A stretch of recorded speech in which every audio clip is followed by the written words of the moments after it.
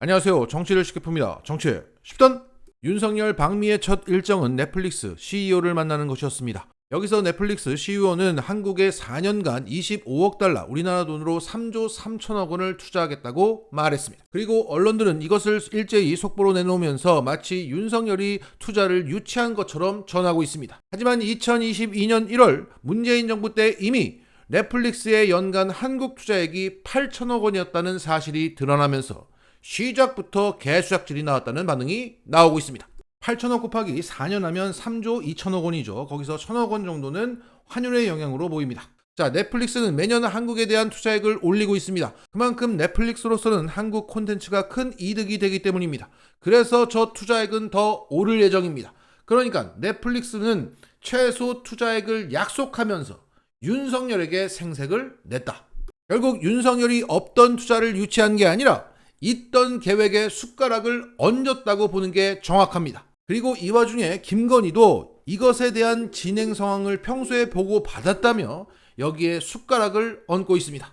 자, 이런 가운데 오늘 장도리만 평은 이겁니다. 혈맹 바사장 나 왔어!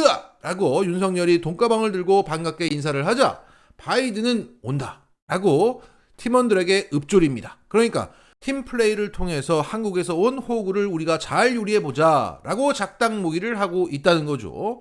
오늘 그 팀원 중 하나인 넷플릭스 CEO가 윤 호구에게 선물 아닌 선물을 주면서 기분 좋게 만들어줬고 본격적인 호구 뽑아먹기가 시작됐다는 것을 알렸습니다. 그리고 이 윤석열이 미국으로 떠날 때 연합뉴스 등의 언론에서 나온 얘기가 한국식 핵공유가 이번 정상회담의 관건이라고 말했습니다. 아니, 이번 정상회담의 관건은 IRA 수정, 반도체 뒤통수 친 거 바로 잡기 뭐 이런 거 아닙니까? 그런데 갑자기 핵공유라는 얘기가 나왔고 그 핵공유도 나토식 핵공유가 아니라 한국식 핵공유랍니다. 여기서 말하는 한국식 핵공유라고 하는 것은 기존에 있었던 핵 우산 정책을 문서화한다는 얘기입니다.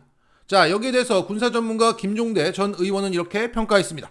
한국 영토가 공격을 당하면 핵 보복을 하겠다는 내용, 즉 핵 우산은 박정희 정부 때부터 있었던 내용이다. 마치 새로 합의한 것처럼 보일 수 있는데 사실은 동어 반복이다. 자, 다들 아시겠지만 정상 간의 회담은 이미 사전에 조율이 끝난 상태에서 시작됩니다. 우리가 보는 장면들은 그저 퍼포먼스에 불과한 거죠. 그런데 사전 조율이 끝난 상태에서 나오는 얘기가 기존에 있었던 핵 우산 문서화를 한국식 핵 공유라고 올려쳐서 포장하고 그것이 이번 정상회담의 관건이라고 강조하는 걸 보면 핵 우산 문서화라는 동어 반복 빼고는 이번 회담에서 한국이 미국에게 받아낼 게 없다는 얘기입니다. 그 와중에 이 넷플릭스 투자 유치라는 개수작질이 나오는 걸 보니까 정말 없긴 없구나. IRA법 수정이라든가 반도체 문제 해결에 대해서는 받아낸 게 없구나 라고 예상하면 될 것 같습니다.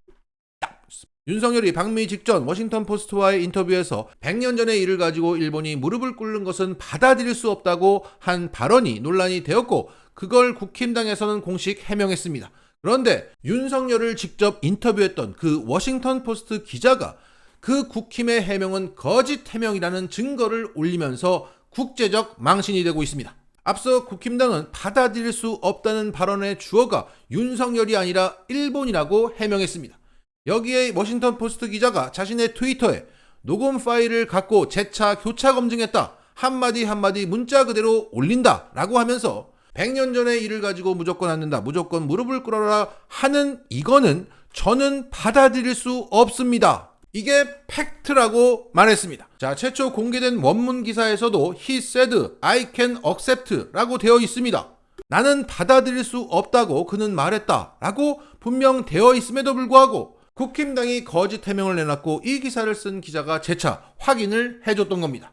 여기에 이재명 대표도 저는 이 주어입니다 라는 트윗을 올리면서 주어가 생략되었다고 우기는 국힘의 근거 없는 해명을 짚었습니다. 자, 상황이 이렇게 돌아가는데 국힘당은 여전히 자신의 최초 해명을 굽히지 않고 있습니다. 자, 언론을 상대로 최초 해명에 나섰던 유상범 국힘 수석 대변인은 오늘 오전 MBC 시선집중에 출연해서 이렇게 말했습니다. 자, 진행자가 말합니다. 일본이 무릎을 꿇고 용서를 구해야 한다는 생각은 받아들일 수 없다. 그렇게 할 필요가 없다는 주장을 대한민국 대통령이 어떻게 할 수가 있겠어요. 그건 말이 안 되는 얘기잖아요 라고 하니까 유상범은 이렇게 말했습니다. 문맥상 어떻게 보면 그렇게 딱 나와 버리니까 논란이 있어서 민주당도 그렇게 얘기를 했는데 제일 중요한 게 영어 텍스트가 아니라 한글 인터뷰 아니겠어요? 저는 번역 과정에서 오역이라고 저는 생각합니다. 자, 그러니까 그 기자가 쓴 원문 기사가 팩트가 아니라 윤석열이 직접 말한 그 육성이 팩트가 아니겠냐라고 말하고 있는 거예요. 자, 이렇게 말을 했기 때문에 실제 그 인터뷰 녹취 파일이 공개될 것 같습니다. 워싱턴 포스트 기자가 분명 재차 교차 검증을 해서 이게 팩트라고 분명 말했는데 그 텍스트는 중요하지 않아. 그럼 이제 녹취 파일이 나올 수밖에 없는 거죠. 자, 이 녹취 파일이 까지면 정말 엄청난 파장이 일 것 같습니다. 자, 이처럼 갈수록 이를 키우고 있습니다. 사태를 키우는 그 거짓말의 능력은 정말 인정할 수밖에 없습니다. 그냥 처음부터 윤석열이 저는 받아들일 수 없습니다 라고 말했다고 인정하거나 죄송합니다 그런 의도는 아니었다고 해명하면 될 일입니다. 그런데 그 바이든 날리면 때처럼 윤석열은 부하들에게 자신이 뭐라고 얘기했는지 팩트 체크는 해주지 않고 이 논란을 진화해 뭐하는 거야 라고 윽박만 지르니까 그 밑에 부하들은 팩트는 모른 채 지 멋대로의 논리를 만들어서 꼴대를 옮겨가며 우길 수밖에 없는 겁니다. 자, 정리하겠습니다. 우리나라는 현재 억지로 돌아가고 있습니다. 락스뉴스! 오늘 뉴스타파는 공천을 미끼로 불법 정치자금을 받았다는 의혹을 받고 있는 국힘 김연아의 1월 말까지 납부를 마무리하세요 라는 실제 육성이 담긴 녹취 파일을 공개하면서 그의 민낯을 드러내는 후속 보도를 냈습니다. 1월 말까지 조금 미납되신 분들 공유하셔서 대부분 이제 운영위원들 이렇게 저희가 각각 포를 누구누구 추천받아서 이렇게 했기 때문에 공개할 주셔서 1월 말에는 저희가 마무리할 수 있도록. 여기에 김연아 지역구 사무실에서 회계 책임자로 일했던 이광한 씨가 나와서 사건의 전말을 털어놨습니다. 김연아는 차명 계좌를 통해서 운영회비 명목으로 시의원, 도의원 공천을 받기 원하는 사람들에게 돈을 거뒀다.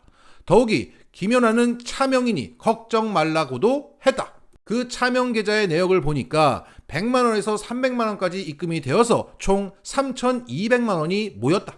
그리고 그 3,200만 원은 김연아의 경조사비, 본인이 사적으로 운영하는 포럼의 식대나 뒤풀이 비용, 심지어는 개인 사무실의 전기공사 비용으로 사적으로 쓰였다. 또한 계좌로 입금하지 않고 현금으로 낸 사람도 있었는데 그 규모가 1,000만 원이었다. 게다가 김연아 지역구 사무실 보증금을 대납한 사람도 있었는데 그 규모가 1,500이었다.